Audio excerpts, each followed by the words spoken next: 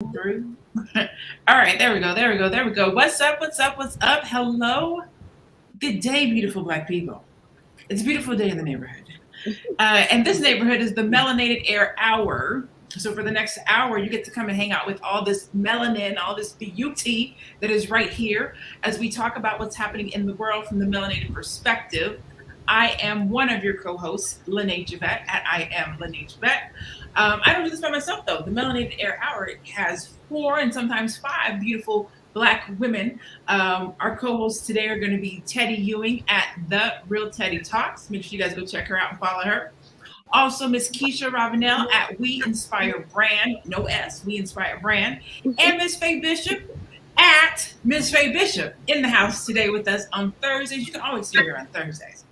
And we're here every Tuesday and Thursday at 2:00 p.m. Eastern. If you want to watch the Melanated Air Hour live, tune in on Tuesdays and Thursdays at 2.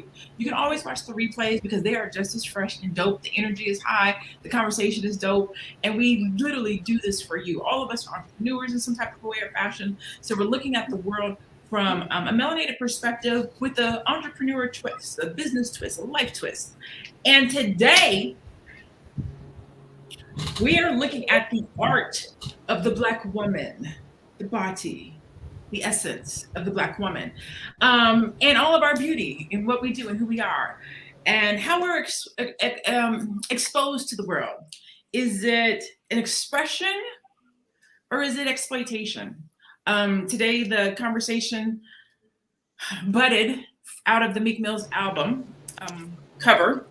And you have either seen it or you've heard about it in the news. Faye is the one who brought it to us, so I'm going to let her open and introduce the conversation and bring us up to speed for those of you that may not be familiar with what is happening relative to the Meek Mill's album cover. Okay? Go ahead, Faye. Hello, everyone. So what's been going on is that Meek Mill has been catching backlash over his expensive paint album cover art. And it's a colorful cover art, which was painted by the artist Nina Chanel Abney. She's an abstract painter. And it features figures of what looks to be palm trees. There's dice, there's dollars, there's a police vehicle. I think there's a man on there with a tear or a tattoo in his eye. Unsure about that. But what seems to stick out to a lot of people are the naked Black women, including some who are bent over with their legs open. You can see pink, which clearly represents a vajayjay on one of the women. And ironically, the controversy behind this album cover is stirring more conversation than Meek Mill's album itself. And it stems from the fact that this cover is being plastered across boats in Miami, billboards in Times Square, and even the sides of trains and buses in Atlanta. There has been a very, very crazy viral video where this white guy is literally screaming, "Is this what you want, Black woman? Look what Meek Mill is doing to you." You know, he's basically showing everyone that Meek Mill is exploiting Black women on his album cover to sell records, obviously. And the white guy, whom everybody seems to be more mad at than they are at the actual art, is like, "Look at this. This is disgusting. Is this what you want, Black women? Is this what you want?" And for me, being the art geek that I am, I had to research the artist to find out where exactly did the inspiration for this album cover come from. Because if it is about the album's material, which is clearly, I guess, liquor, money, cash hoes, or whatever it is he feels he's talking about. I have to admit, I don't own expensive paint. I don't listen to current rap artists or anything like that. But even if that's the inspiration, strippers come in all colors. Why did you choose Black women? And that's the question that I have. Do we think this kind of imagery contributes to the degrading of Black women? So that's a great question. I'm going to let the audience start chiming in the comments. If you have an opinion or you would like to answer Faye's question, please post your comments in the chat. We want to know what you think. Okay. Hey, Madam President, welcome. Does anybody want to start answering that question? Anybody want to take that one? I do. First, let me preface this with my internet still might be cutting out. So church finger if you can't hear me. Now, if you can't see me, if you can't hear me, church finger. Okay. I will, while you guys are in the comments and kind of going off on that, I also had to really dig deep and figure out why it made me feel angry or made me feel exploited, right? So the Black women up there naked is beautiful, but we've been portrayed that exact way in that, like, what is the word? Like raw, native look, you know, bushman kind of look, jungle look, I was thinking, and then the stripper pole. It made me feel exploited because that's immediately what I thought when I saw it. However, looking at it from an artistic standpoint, and other white females that have been in art in Europe, you know, all over Europe, Asia, it made me question, is this a personal issue that I'm having with my body and our bodies being on a bus, or is it really exploitation? So I'm not answering the question. I'm just saying, while you're thinking about it, think about that portion as well. Are our naked Black bodies beautiful? Or are they something that we should not want anyone to see? You know, is it artistic? Can it be artistic? That's another question I'm proposing. So I'm not answering it. I'm just putting that out there. More questions. So the easy answer is yes. Our bodies are beautiful. Blackness is beautiful. Melanin is beautiful. Should the world love it? Yes. Should we love it? Yes. Should it be seen? Yes. I'm going to be fighting with my light today. I can feel it already. Should we be seen? Yes, absolutely. We should. Should we be seen as beautiful from an expression standpoint? Yes, absolutely. Should we be exploited? No, we should not. So then the question becomes, I guess I'm asking another question. Where is the line between expression and exploitation? Yeah. God, just another question. It's so many questions. It's like, oh my God, because I also think about the intention behind it, right? So if the intention is for it to be beautiful and for it to shine a light on how beautiful us Black women are, then yes, it's artistic, right? But then if the intention is like, yeah, look at these hoes, right? Like, then that's like, whoa, like, what are you doing, right? So I don't know. I think it could be both at the same time, maybe depending on how you're looking at it. For me, I don't like it, right? I just, and that's my personal opinion, my personal preference. I don't like it. It being on an album cover is one thing, because it's like, oh, like, if you like Meek and whatever, you can get the album. Well, people don't actually go out and buy CDs anymore, right? I'm like, oh, you can go out and purchase the album. Like, they're not doing that. But then when you have it on buses going around town and trains, and I think, Faye, you mentioned billboards, it makes me think, okay, wait, what is the intention? What is the agenda? So now I'm like, wait a minute, like what's going on here? Because it's one thing, like I said, for it to be on an album cover, but now when it's going all around town, it's like, it makes me question it. Okay. You're on mute, Madam President. You're on mute. I can't hear. You're on mute. We can't hear you.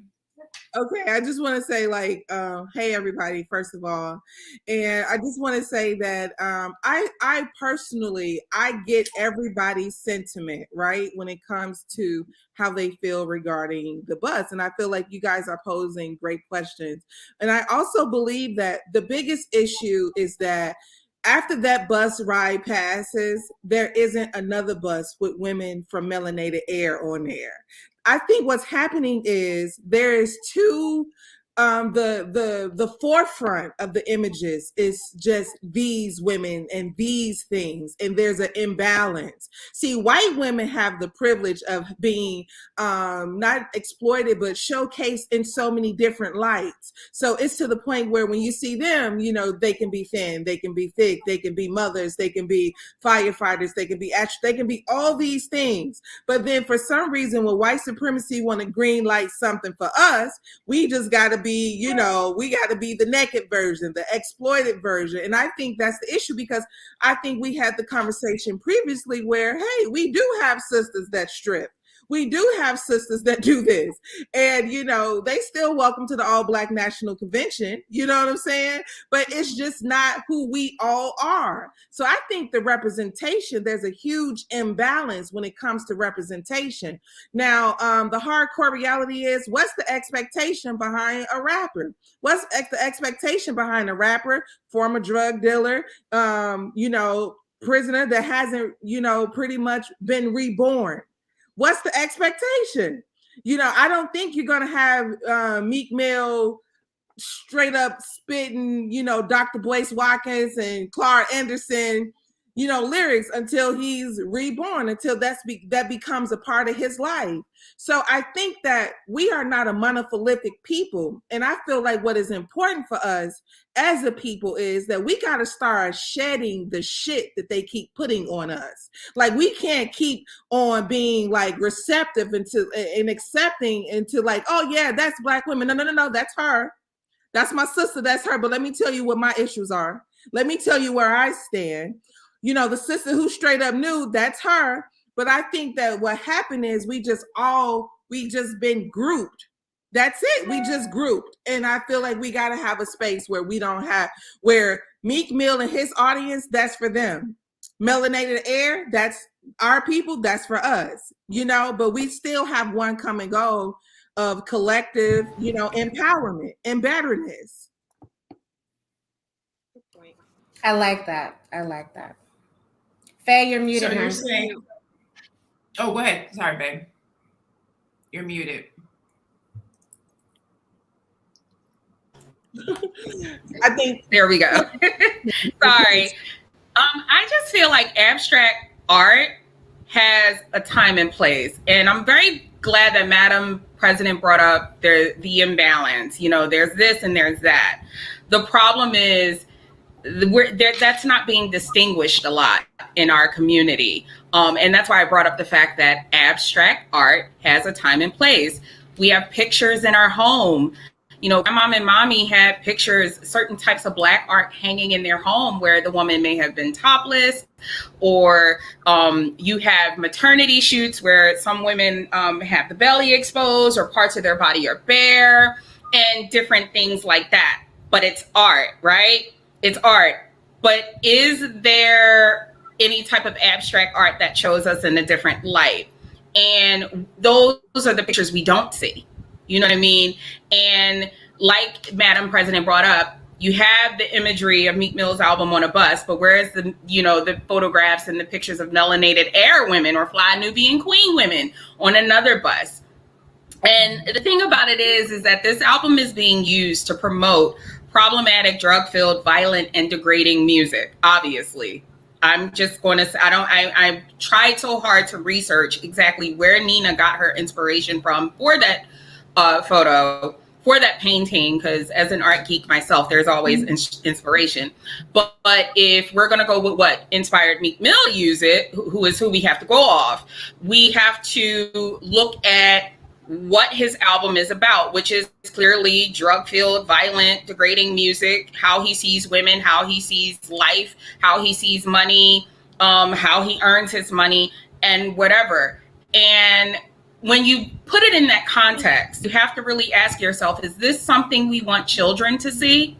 Would that be the kind of photo you would hang in your home for your children to see? Would his album with that cover art be the kind of album you would want your children to listen to? If the answer is no, we have a problem. Because we're normalizing a lot of sickness out here, and it speaks to our mindset where we are. Exactly. I think it's planting a seed, because when you let children see that, They start to see themselves. You see yourself in art. You see yourself in billboards and expression and fame and things on TV. And that is not what I want my kids to see. As a matter of fact, I had looked at one of his singles called Love Train. And I think Love Train is actually the story of that art, that particular scene of him falling in love with someone. She starts stripping and cheats on him or something. I mean, but my kids that came in the room and I turned it off because I don't even want them to see that art. Like, it's ridiculous. So the next question is, who paid for that art, that album cover to be on that bus? Who's funding that? And what is their agenda? Because I doubt Meek Mill had any say in that art being on that bus. I think the person who's backing that wants to portray women in that fashion. And that's why they funded it on buses and boats and bus stops and all these other things. So we have to be outraged. We have to be as outraged as that white man was, saying, is this what you want, Black women? No, this is not what we want. It's unfortunate that there wasn't a clip of a Black man doing that. And it may exist. A Black man may have said that and asked those same questions. But the viral was this white dude doing it. But the question and the answer is the same. No, I don't want this. And I ain't mad at that white man for asking that question because he's stating the obvious as far as I'm concerned. So I ain't mad at him at all. And I'm mad at the art, not him. And the question has to be proposed. The question has to be asked. I like what Madam President was saying with regards to there needs to be a balance. I definitely agree that there should be a balance, right? There should be a variety. Black women should be seen in a variety of different ways, right? And we kind of had this conversation in the background. I'm not against nudity, right? I'm not against nudity. I'm not against the maternity pictures where you cover your breast. I'm not against any of that. I'm against being vulgar, right? I believe that the body is beautiful. I believe you can show it. I believe if you've seen titties, you've seen titties. I believe if you've seen vagina, you've seen vagina. Like it is what it is. It's how it's presented to you, right? Playboy is still around all these years because they call it classy. Nobody's tripping on the fact that somebody is in there and they're naked because it's classy or it's sexy. I'm not against classy. I'm not against sexy. I'm against vulgar. I'm against exploitation. I'm against somebody's child or daughter seeing something and looking at it and feeling a certain kind of way about it. I'm against looking at something and me feeling a certain kind of way. I'm a full-grown Black woman. So for me to look at something and see it and have it make me feel like here we go again. Like my sisters, my queens, my community, yet again being disrespected, exploited, seen in a negative light, and it being okay because it's for profit, because it's under the guise of art. That's what I'm not okay with. And ladies, that brings me to the question. It's a whole bunch of questions today, right? That brings me to the question, is it the responsibility of a Black artist to censor what they put out there in order not to offend, right? Because we're a very vulnerable community. So like in order to not offend, in order for children to be able to look up to them, or not even look up to them, but not be exposed to that sort of thing, right? So is it their responsibility? Like, what do you think? And I'll take that one step further and say they would have never let the representation of a white woman in those same positions be on the side in no doggone city bus. I am 100% No, they sure would not. That would never have happened. They would not. And In that fact, is where the outrage has to come. I think Tasha Rogers said it. It's being forced on us to see. I'm standing out here waiting for my bus to go to my JOB, and I got to look at this mess. I'm out here with my kids and have to cover their eyes because they're like, what is that? My son will be like, what is that, mommy? Right. I shouldn't have to answer those questions, and not only for us. So that even makes me more angry about it. And the thing is, I think that. Go ahead, Faye. I'm sorry. Go ahead. I was gonna say it's a very good point, and Keisha, you brought up a very excellent point and asking a very important question. Is it on the fault of the artist? At what point do we hold them accountable for this? Because Black women have the right to demand better in terms of protecting our image, regardless of what that may look like to other people. We do have the right to demand that. So, in my opinion, if we could, which has happened before, boycott Lil Wayne or Rick Ross for mentioning something about putting Molly in someone's drink in a record, just it necessary, and they didn't even use the word black in front of a woman. They just said in the record that they drugged women, and it gave off the rapey vibe that obviously was a part of the whole Me Too thing. If they can do that for that, then we can demand better in terms of our imagery. And yes, it is on the part of the artist. And that's why I said I have to know from Meek Mill what was the inspiration, because if the goal here is simply to sell records, then we don't need to be buying it. And that'll tell him better on what kind of imagery to use next time. The point is we need to demand better, because I feel like it's not going to let up until we do. And we have to pick a fence, because one of the things that I noticed in the comments on Twitter particularly, because I'm more so on that platform than any of the others, is that a lot of the outrage seemed to have come about the hue of the man who was calling out the viral video versus the name of the artist and both the rapper and the artist who painted it and decided to use it on their album cover. It wasn't their hue. I don't have time to worry about what white people are doing or calling out. We got to G-check our people. And I feel like there needs to be a checking of this, because there's a special kind of disrespect that seems to be preserved for Black women. And we're picking and choosing, well, no, Lizzo wearing this is okay. But no, we don't want Meek Mill doing that on the album. But no, it's good today. But no, you have to pick a fence. What do we want in terms of our imagery? And should we be demanding better? And should we hold these artists accountable? I feel we should. Yes. That's absolutely the truth, because the thing that I've been seeing is, well, it was a Black woman, as if that makes it okay. But it's not okay if it was a Black woman. I don't care if she was purple, green, blue, yellow, orange. It's never okay to exploit, degrade, be disrespectful to Black women, especially if you are a Black woman. I feel like, how dare you? Mm-hmm.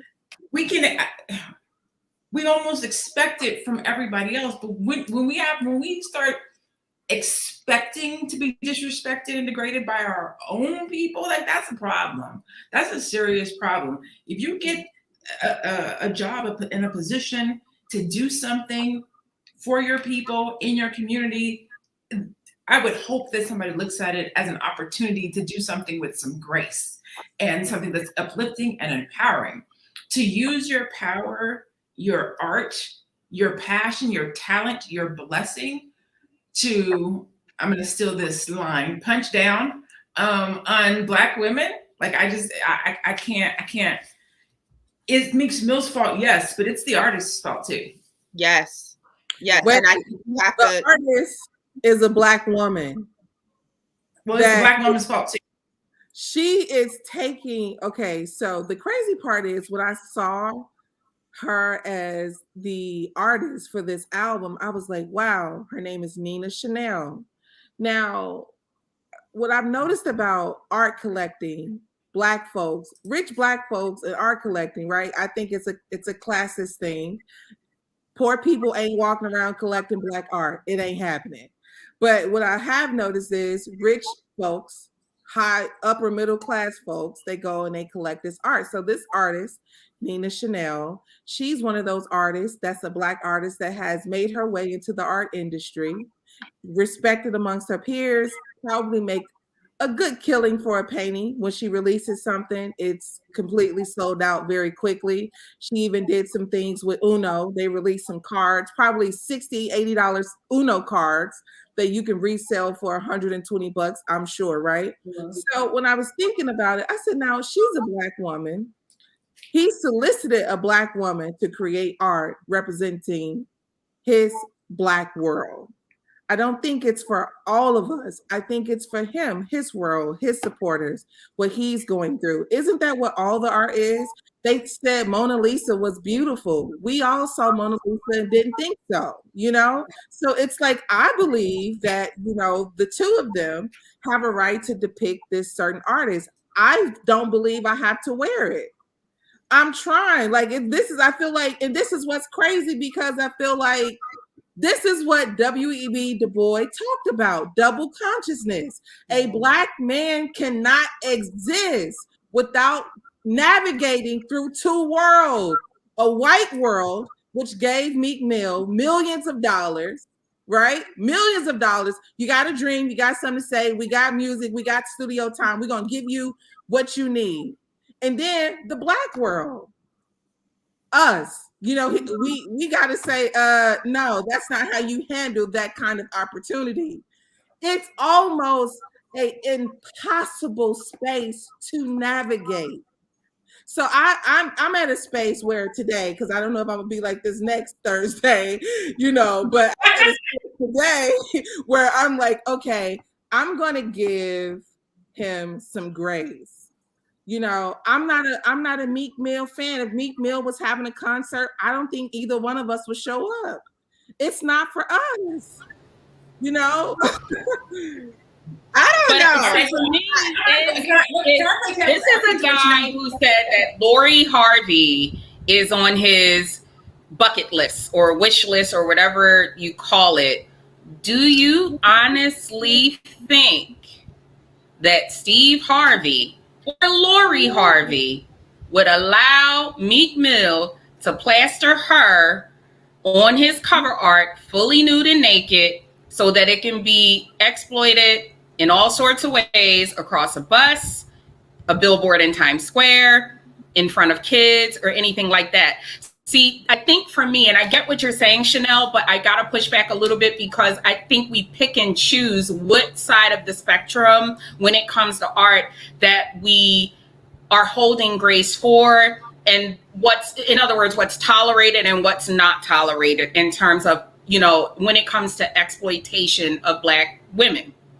Because I just don't think Meek Mill would do something like this, you know, to a woman he loves, to any of his daughters. I don't know if he has any other kids or anything like that. And this is me speaking about my hometown boy, because we both from Philly. Like, I just don't think he would have that kind. Why we're asking for grace for him, but would he do this to his daughter? Would he do this to his mother? Would he be okay if someone did that to his mother? Would he be okay if someone decided they wanted to do that with his daughter? Would that be okay? And again, this is a guy who just said Lori Harvey is on his bucket list. Do we honestly think he would do something like that to her? And that's why I said, if the answer is no to those kinds of questions, then why would you want to do it to somebody else's kid? Why would you, not saying that, you know, that's who that is on the cover, but why would you want to do that to Black women, period, and exploit it? And that's why I say we have to demand better in terms of the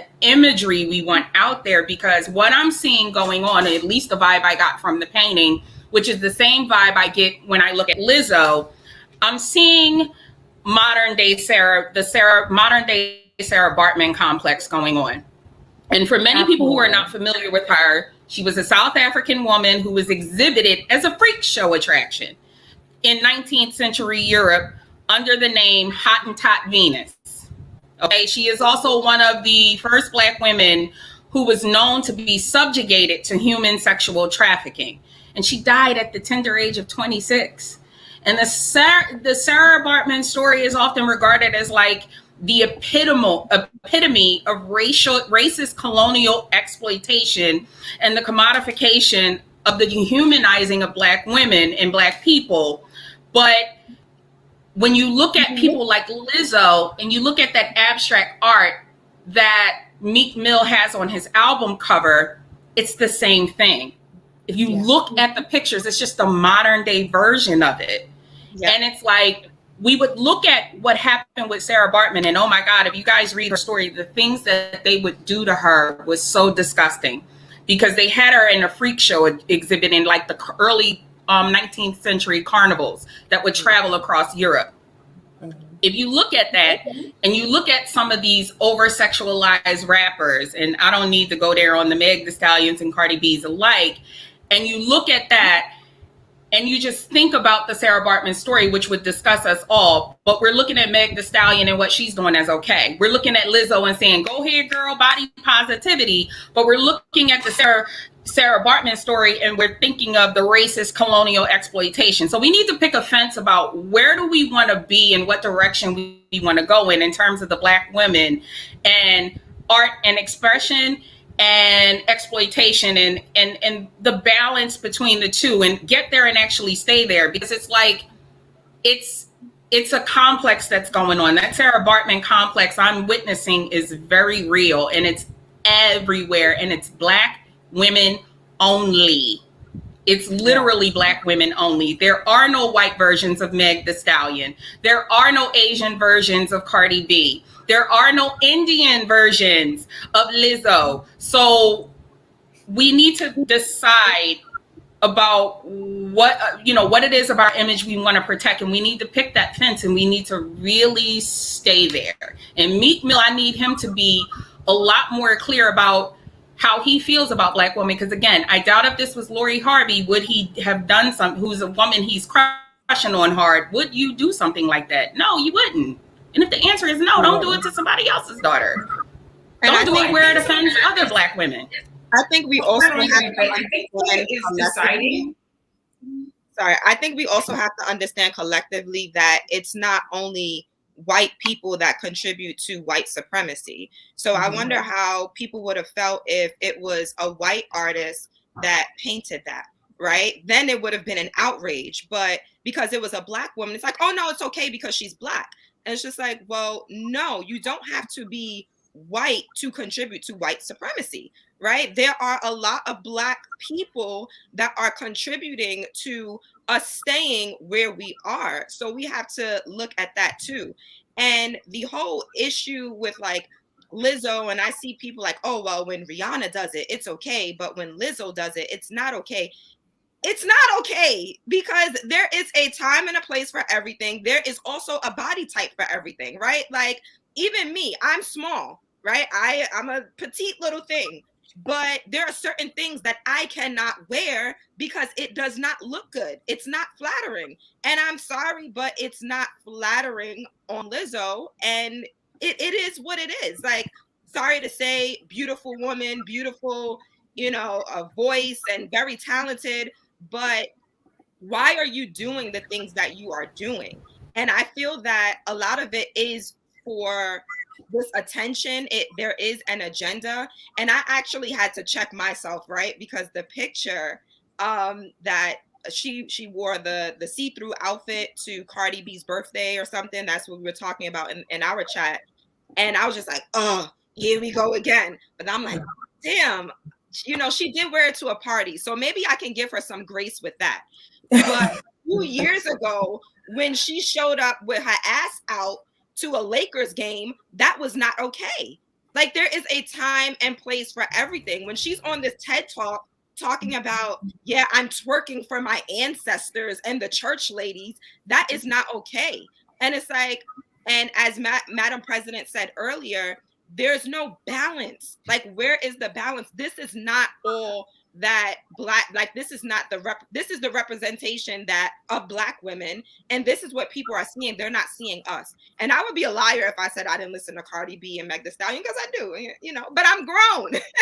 I'm grown and I make my own decisions and I can separate that, right? But going back to our children, they should not be exposed to that. So all of that to say is that, like, we do need to check these things. Yes, grown people, if you want to listen to it and make your own decision. But then when it comes to our babies and these people being on TikTok, and I remember Lizzo was on TikTok doing something very just inappropriate, where these are where the kids play, right? We play on Facebook, we play on Instagram. Those are our virtual playgrounds. But TikTok, that's where the kids are. So you're doing that on TikTok for what? Like, what is the agenda? So it's more than just white people, and they know this. you know, and that's why we have these people and they give these people the money, as Madam President said earlier, you know, and they put them on these pedestals and things like that, because they know, like, oh, we don't have to push that agenda anymore. The Black people, they're doing it themselves. Like, we could sit back and allow the Black people to push the white supremacy agenda now. Well, some of it's the white people pushing the some of it is that. So what we have to realize is that it's all a marketing ploy. All of it is a marketing ploy, and we control what's marketed to us. Okay, so there's a couple of different things that were said, right? We talked about target market. There is a market for everything, which is why this stuff exists. Somebody's buying the album. Somebody likes it. Madam President said somebody wants the art up in their house. There is a market for it, which is why they create it. The other thing is, I think Madam President said, the Black artist created this work, so we have to go back and speak to the artist. Well, they would never create this type of art from a white artist, because we would be enraged if a white woman or a white man created this type of art. But when a Black woman does it, we're like, maybe it's okay. Or we're having conversations about who's responsible. That's part of the agenda. Yeah. That's part of the agenda. They know that there's going to be less outrage when it comes from us. We're going to have more of a conversation about who it came from than what's in the picture, than what's being depicted. And so that's why they allow us to feed ourselves this type of crap. Going back to the specific artists, the thing that I would say is we don't want to throw the baby out with the bathwater. And I want to make sure that that's clear. We're not canceling the artists. We're not canceling her as a woman, as a Black woman, as an artist. We are asking for accountability to the art. But then that goes back to expression and exploitation and target market. We recognize that there's a target market for that. So the question then becomes, when do we as a community, as a people, decide what we want marketed to us? Because if you don't show up for it, if you don't buy it, if you don't allow them to make sales, they will stop creating it. If you look at the music today, where's the love songs? Where's the R&B? Mm-hmm. Where's the soul? Where's the Lauryn Hills of today? Everything is rap. Everything is misogynistic. Everything is super sensualized and sexualized. Like, that's by design. You think about the fact that we don't see as much love. Where's the love songs? Where's the Black people? All we see and hear are the things that desensitize us, that would allow the mainstream society to put an image of this album out and think that it's okay. Because the Black people's sensitivity radar is lowered. They're not going to trip. Plus, a Black woman did it. It's okay. We are desensitized. We are desensitized to so much. We're desensitized to murder and seeing our Black men dead in the street, and seeing our Black men get arrested and harassed by cops, and seeing over-sexualized women, and seeing ourselves put out there. The buck stops here. We have to draw the line. We are saying we don't support it. Everyone else needs to say the same thing. They don't support it. And we need to be outraged and outward about it.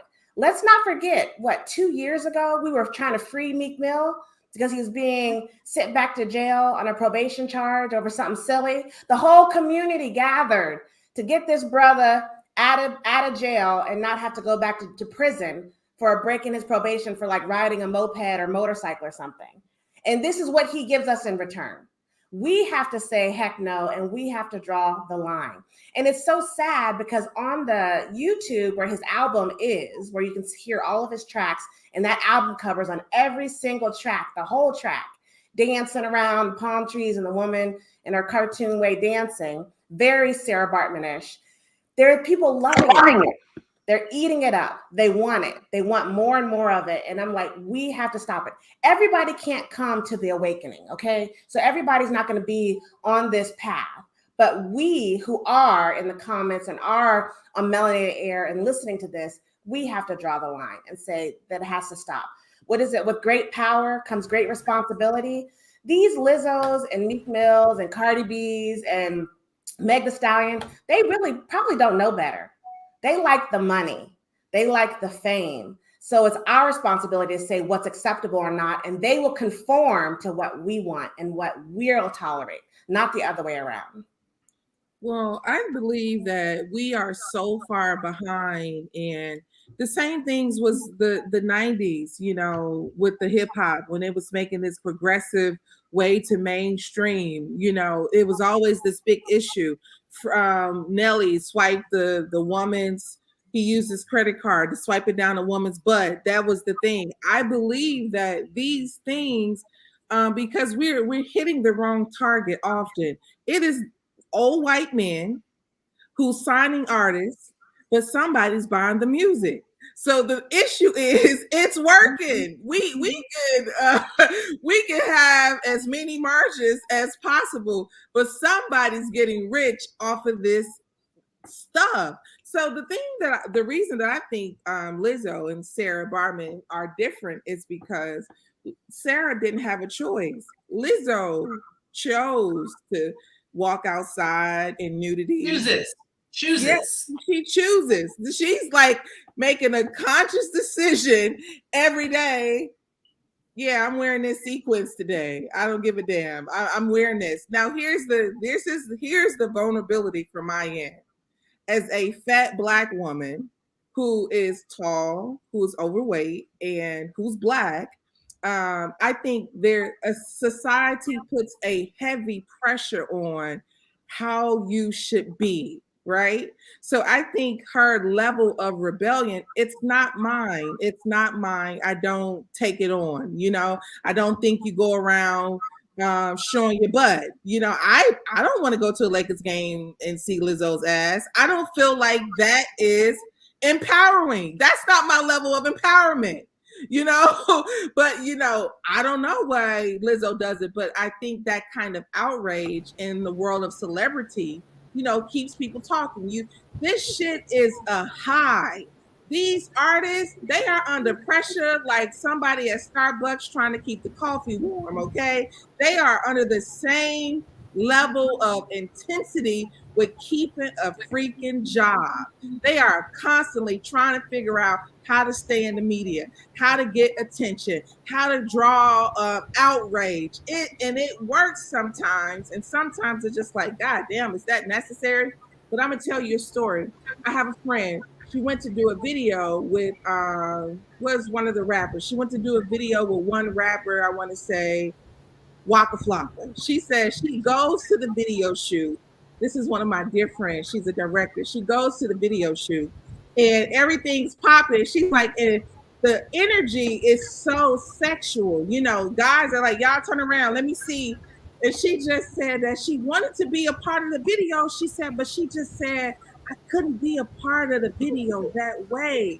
She said, so I was a little embarrassed. She said, but I went over to one of the guys who had the microphone on. She said, I just told him, she said, hey, I want to be a part of the video, but I don't want to be a background girl. I don't want to do anything. Can I help out? Can I, be a part of the video in some kind of way? And he was like, all right, cool. We're going to let you can come, work 2 days. And she got hired as a PA. That story made no news whatsoever, right? And guess what? She didn't get a chance to have her ass out in the video because she had made a conscious decision that I just don't want to be a part of it this way. So I believe we got a lot of women that walk into spaces and feel just like her, but don't know how to navigate what space they want to be on. So like what I'm doing, I'm trying to do better at, because when I look at some of the giants and some of the greats that have maneuvered their way from, Malcolm used to be on drugs and pimping and perming hair and everything else.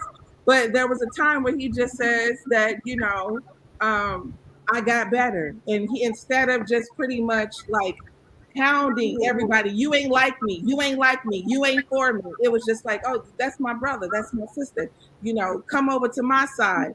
But there's a harsh reality that a lot of our brothers and sisters are in the fourth stage of cancer. They're grown people making grown decisions on a deadly life, and it's over. This train, this melanated air train, is for folks who got some level of consciousness and common sense about themselves. Yes. we on a different buzz. So when it's time to get to going, when we in motion, our train gonna be chewing in a different direction. Everybody can't come. Exactly. But, you know, I'm not here You're to giving her the gas face, like I'm not here to dismiss everybody that's on that train. You know, I was like, damn, you know, Megan Thee Stallion, Cardi B's and all these other women. I listen to Rhapsody and I'm like, oh my God, damn, Rhapsody Cole, she's good. I went to a concert. It was a small venue, but she, you know, ain't as big as them. But she ain't showing her breasts and her vagina. But let me tell you something.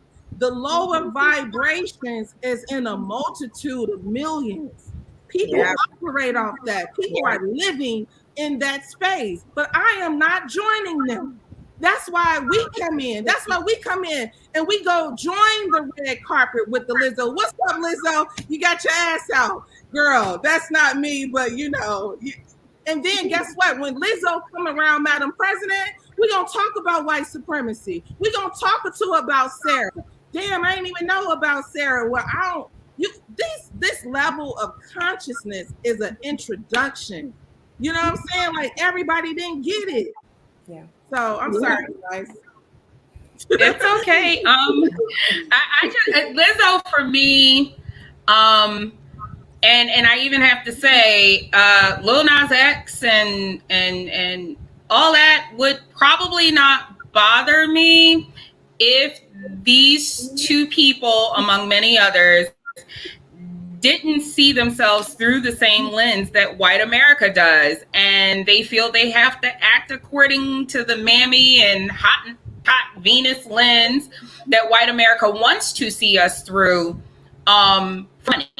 You know, Black, I would say entertainment period is global. It's not something that the images that we see on TV is not just shown here in America. It's shown all over the world. In fact, for many cultures, what's on TV is their introduction into Blackness. And that's why it's so important for us to show the Queen Latifahs, the Octavia Spencers, and, you know, the Gabby Sidibe's, in addition to the Lizzos. You know what I mean? So I noticed that Monique, as long as she was saying skinny bitches were evil and was yelling, hey, professor, you know, everybody loved her. But the moment she began professing and challenging the status quo, she became problematic.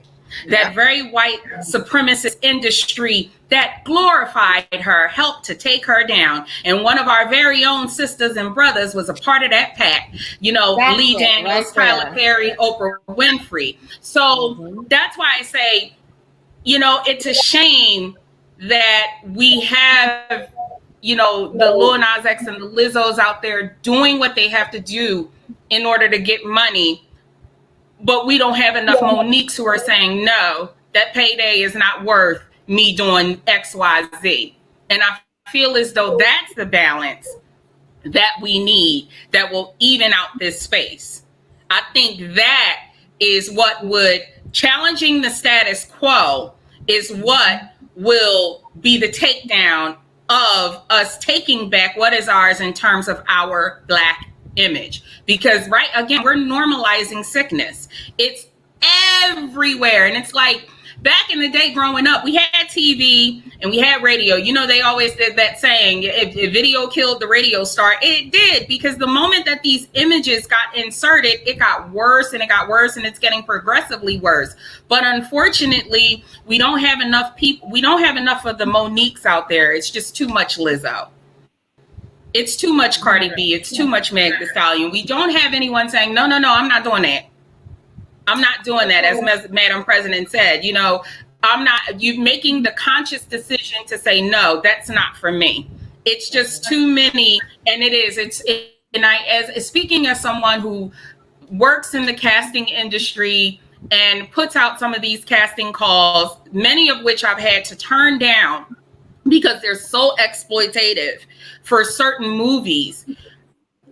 I know that right now we're in a social space, the social climate that we have out here, which is full of people on social media who want to be famous. They want to be on somebody's Love and Hip Hop Housewives of something. And when they're not dating and trying to do all that, they're trying to be in somebody's movie or somebody's rap video. And we have to really, really connect. If there has to be a middle ground where we meet to connect to say, listen, set a standard. There has to be a standard where we're saying, no, I'm not going to do that, because there is the marketing teams out there that are saying Black people don't want this. Black people want that. Right now, there are over 6 or 7 different TV shows on TV about Black people either selling crack or smoking crack. All this Ghost and Power, Empire, BMF and Snowfall and all of that going on. And it's just like, yo, this gotta stop. This isn't 1991, man. No. Can anybody name a positive Black show on TV right now? I mean, we have the Cosbys, we had Different World, we had Family Matters, we had Martin, we had other than the Equalizer with Queen Latifah, where she's acting as the superhero cop. I honestly can't see. I don't see it. I honestly don't. Everything is some sort of reality show, or it is sort of Black people who are living in poverty, or it's somebody selling crack. They have. What about Blackish? Will Smith is Blackish. I think I love Blackish. Blackish. Yes, Blackish is one. But you know what? In addition to Blackish, there's The Neighborhood too, with Cedric the Entertainer, I think it is, and Tashina Arnold. Yeah, I don't watch that show. I don't watch it either. But back in the day, there was a different kind of balance that covered the fluff. It was like you had the fluff, because everybody's going to have the fluff somewhere. But there's just too much fluff now. And it's so bad. You have it being banned in other countries. I don't know if a lot of people know this or not. China actually banned hip hop cultures and actors with tattoos from appearing on their television and in their media. Did you guys know that? So they're taking control of what gets shown in front of their kids. We're not. I didn't know that, but I do know from when we lived in Japan, I lived in the Middle East. I think one of you said it, I can't remember who. The TV, the reality shows is what they think we are. Right. So when they see me and my husband, they think we're like a rapper. They think he's a basketball player. They think, I'm shaking my head and snapping my fingers and doing, and it's so sad.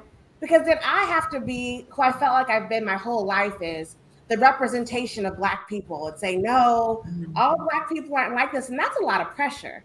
And again, we have to draw the line. We can't stop it because we're not in the power place to stop it. But we can draw the line, as Faye said. We need to pick the side of the fence and stay there for everything. And we can move forward from that. Mm-hmm. Mm-hmm. I think now is the time to demand it too, especially since so many people are quitting their jobs. Like I work with I'm a very close, there's a talent manager who I am very, very close friends with. And she actually made a video. Follow her if you can. Her name is Tiana Jackson of the Jackson Agency. She has worked with so many different showrunners and helped to cast some of the talent for some of these showrunners. And she brought out an interesting point to me the other day when she spoke about how, with what's going on with this pandemic and public health and public safety and all that, what's happening in Hollywood and what most of these companies are doing with all of us is they got us injecting ourselves with things, because of health and safety. They have us thinking that this is for our protection, but on the back end of that, they're still treating you like shit. They're still casting you in a certain way. They're still putting you on the back of the lot and telling you, barely giving you bread and water. They're still paying you the minimum wage salary. They're still keeping certain images on TV. And she spoke about that. And I thought when, that conversation I had with her was so profound, because it made me think of how people were walking off the Southwest Airlines employees are leaving because of what's going on with this pandemic and how these employees and these people are demanding so much more. And I think that now would be a good time to start utilizing and taking back some of our power in that same aspect as everybody is doing with this pandemic. Because now is the time. You got a lot of people that are leaving and quitting jobs because they feel like, I don't want to do that. You're not going to make me stick myself with that. We could do the same thing with our Black image. Yes. They need us more than we need them, if you really, really think about it. Yes. Yes. Yes. We are the trendsetters. Yeah. We are the global brands. We are the movers and the shakers. We are the folks that people emulate and want to be like. Yes. We are the ones that folks is out here getting their injections and their rear ends for, their bosoms lifted up. Like they want to be us so bad. And yet we want to be somebody else. Mm-hmm. And we don't have to take back power. We have all the power. We have it right now. We just don't know it. Right. We have the power. All we have to do is say no. Hell no. If everybody says hell no, things will change immediately. Immediately. Yeah. Absolutely. Absolutely. Crystal Johnson said, amen. Amen. Yes and yes. So round table, around the room, I'll ask this final question. Black women. Oh, actually, wait, before I do that one, let me go to something I saw. Was it Yvette? Okay, wait. Was it Crystal? It was Crystal. Women twerk. Women wear less than when they're thin. But when a heavier woman does it, it's tasteless. I personally think it's tasteless and demeaning on them all. I support Lizzo in her expression that BBW are just as beautiful. So I want to just make sure that we have this conversation because I know that this is what the media is perpetrating, that it's only not okay because she's a big girl. I don't know if you guys are familiar. She's an actress. Her name is Braylon. I think her name is Braylon Evans. She's a thicker, shorter, Black actress. Beautiful, plump, in all the right places. And I don't personally feel that your size determines whether you're sexy or not. Your confidence determines whether you're sexy or not. How you carry it and how you present it is what determines your level of class and sexy. And there's a way that you can do it. So I don't hate on Lizzo for her confidence. I think it's dope that she has confidence.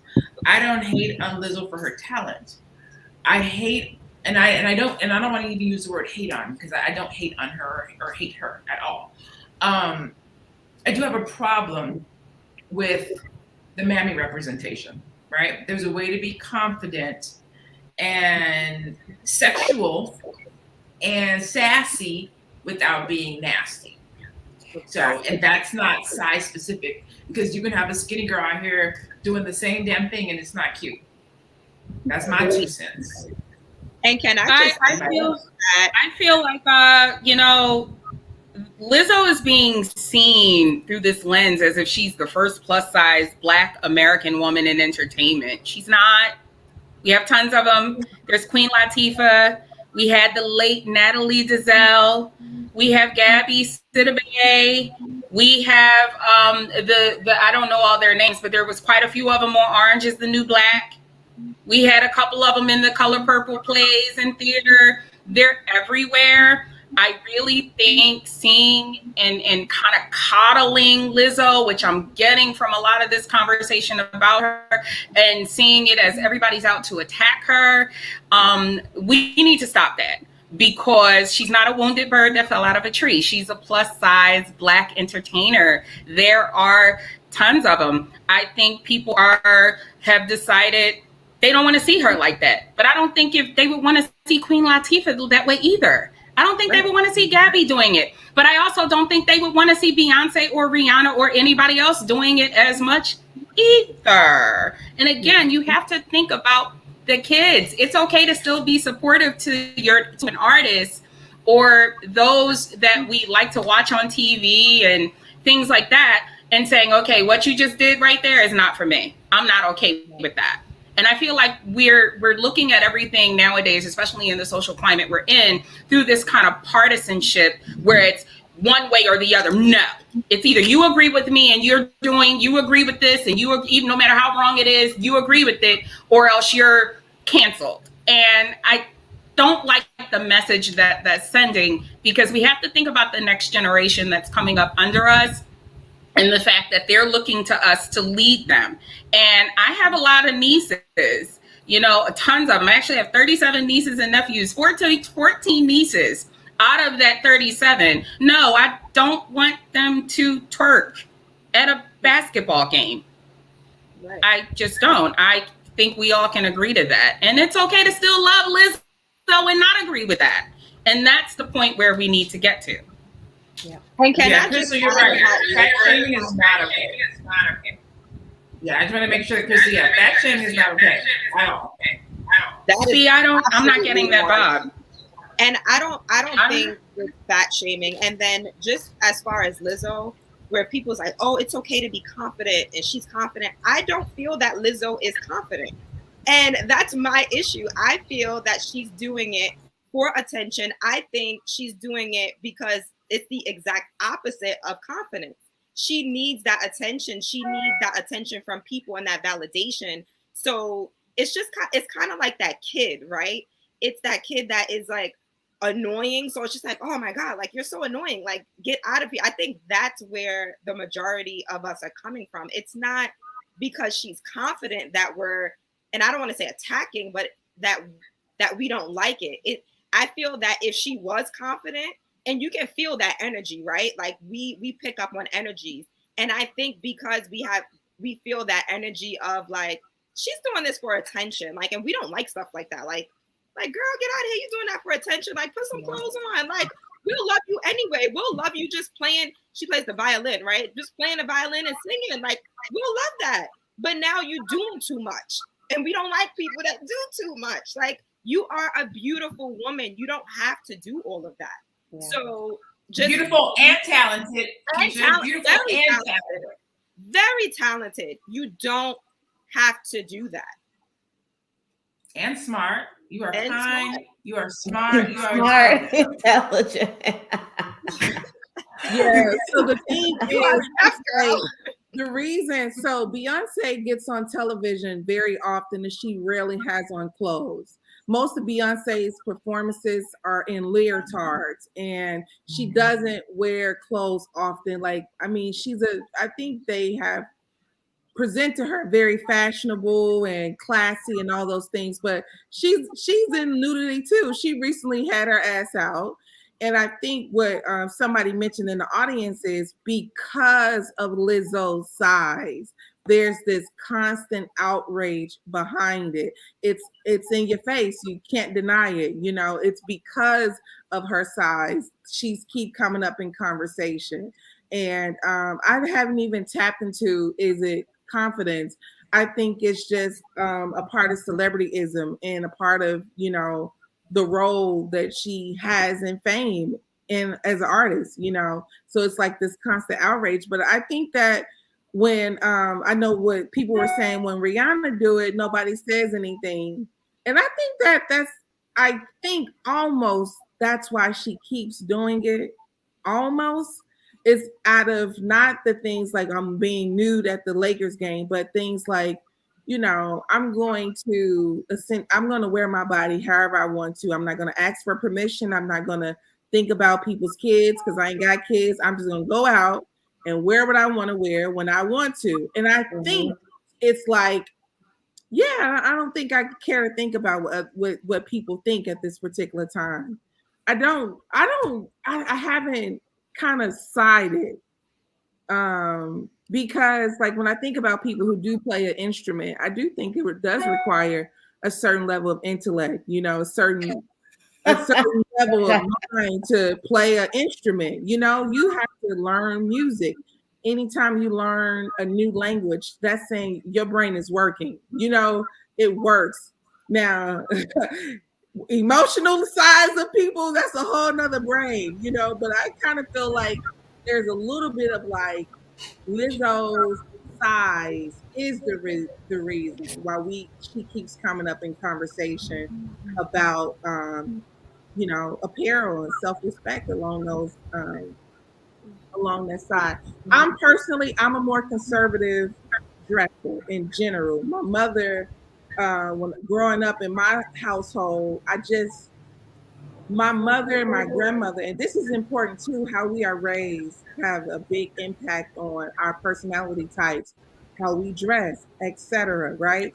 So when I was growing up, if you were showing a lot of skin, my mother and my grandmother and my aunties, it was like, well, what's going on? Like why are you dressed like that? Because I remember being small enough, maybe in 6th or 7th grade or 8th grade, I was small enough to wear, a tank top, and a lid was out. I want to be like, one in a million too, like I want to wear my tank top. So I remember like going out trying to like wear my tank top, but my mom was like, no. So interesting enough, as a woman, it's natural for me to cover up. I'm not saying that these things are right or wrong, but I'm just saying that these are the kinds of things that mold who we are, our dress style. Now, if my mother was kind of like, put that mini skirt on, show you, let me see, put that up, I'd probably be sitting over here, boobs out, talking, all of that. Like, it would probably be a different Chanel.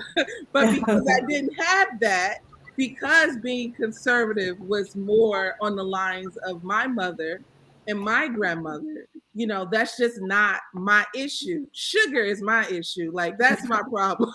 When y'all start talking about addiction and people need to get their life together, it's me and sugar and bread. That's me. All right, so first of all, let me say thank you to everybody that showed up today. We appreciate you showing up for the Melanated Air Hour. We're going to go ahead and start closing. I'm going to start with Faye because she has to get out of here. She is not only a castingpreneur and entrepreneur, she is a mompreneur, and that baby's got to get picked up from school. So we're going to let her start so she can say goodbye, and then we'll go back around the room. I just want to say that I'm glad that we, and I feel that conversation is going to continue on another day because there is so much to pick apart here in terms of Black women and our, art, realizing the difference between art and exploitation. And I just want to say that we as not only Black women, but Black people, we have the right to demand better and where it pertains to our image. Don't let people gaslight you into thinking that, Lizzo's overweight, so let's not. Lil Nas X is gay, so let's not. No, let's. We can still love them and hug them and still say, hey, you're wrong, in the same way that we would do our child and our family members and our other brothers and sisters when they're in the wrong. Once upon a time, doing that wasn't frowned upon, and we need to move away from frowning upon it. We need to move away from gaslighting people into believing that in order to correct and criticize, we need to ask for permission or we need to coddle the people. And we're not a weak people either. So I want to have a conversation on a different day about coddling. It really, really is not good to do because it says that this person is weak. I don't even like people to feel sorry for me when I screw up. Criticize me, tell me when I'm wrong so that I can know what to do right. And I think that that's what we need to make a habit of doing, because we do reserve the right to demand better where it pertains to protecting our image as Black people. Yes. Go ahead, Keisha. And just to like piggyback off of Faye, you're right. Like, that is love, right? That's not coming after someone or hating someone. When we call these people out for their behavior and we see that they can do better and we say, hey, you should do this, or how about doing this? That's what true love is. True love is not allowing your people to go down a hole and then drag other people with them, right? And then I just want to touch on the Lizzo comment again about her weight. And someone, I think it was Crystal said, you know, well, talk about the skinny women. And I don't know if you were here earlier in the conversation when I said, like, even me being a smaller woman, there are certain things that I cannot wear because it is not right for my body. It is not flattering for my body. And I feel like there's nothing wrong with saying that, you know, whether you're a size 16 or a 2, you know, like there are just certain things that you shouldn't wear. Like, it's not appropriate. So I don't want it to be a fat shaming thing. Like, no, it's an appropriate thing. Like, let's make sure we are wearing what is appropriate for our bodies. So I just wanted to just put that out there. And that's all I have to say about the topic, because we could go on and on and on about this. Absolutely. Okay, Madam President. Oh my God. I was trying to read this thing from Assata Shakur, Rhinoceros Woman. So I'll do it next time we have one of these conversations, because Lizzo will have her ass out again. And but one of the things that I just want to say to women, you know, there's a poem by Assata Shakur called Rhinoceros Woman. I think all Black women should read it. And it's just one of those things that I know you're going through the world, people watching you, sometimes ignoring you, sometimes not loving you, but you are a rhinoceros woman. Sometimes some of us come big, we come bold, we come with soul, we come with a lot. And America just gonna have to deal with it, whether you like it or not. In the words of Serena Williams and Daddy, these kids here to stay, Jack. So I think that whatever your skin is, as a person who has, you know, just dealt with a lot in this society, in the workplace, as an athlete, just so many different things. You know, I just come from different perspectives, but, you know, I come from the environment too, where, you know, you treat yourself like you love yourself, and you got to demand that thing from others. So, you know, people, I used to tell this to people too, and I'm going to let it go, Lene, but I used to tell, when I was in college, I used to tell some of the young ladies, you know, back in the day before, prostitution is illegal. So the way that prostitutes used to let people know that they were prostitutes is through nudity. They used to have to dress like a prostitute so that people could approach them.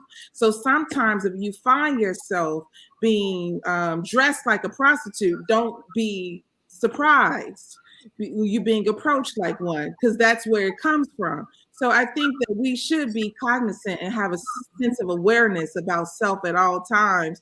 But I do think that a lot of Black women, you know, and men, because I know men be like, y'all just act like we don't exist. Black women and men go through a lot in this country. And I just think that, you know, we are with you in this process. So we get stronger and go further together. Yes. All right, Miss Teddy. I'll just quickly say, Black men, we're going to talk about y'all, stand up for your Black women. Black women, stand up for yourself. And don't let anyone make you feel less than. Be bold in your conversation. Be bold in your intelligence. Be bold in the way you project yourself. Don't be bold by demeaning yourself. And if you're not looking flattering to yourself, don't go outside. I doubt Lizzo looked in the mirror and said, that's hot with them titties. I just doubt it. I doubt it. I've nursed two babies for almost 2 years apiece, okay? I know what mine look like. If she ain't had no babies, and I see what hers look like, okay? So be bold in your expression of the beauty of yourself. Don't play into an image that ain't yours.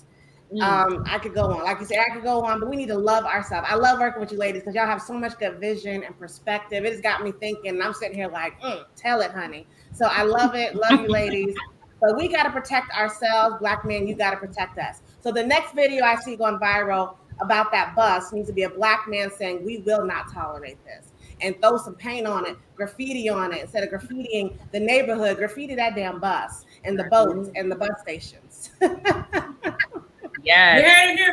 You heard it here first, folks. Go out there and vandalize. Let's get it up now.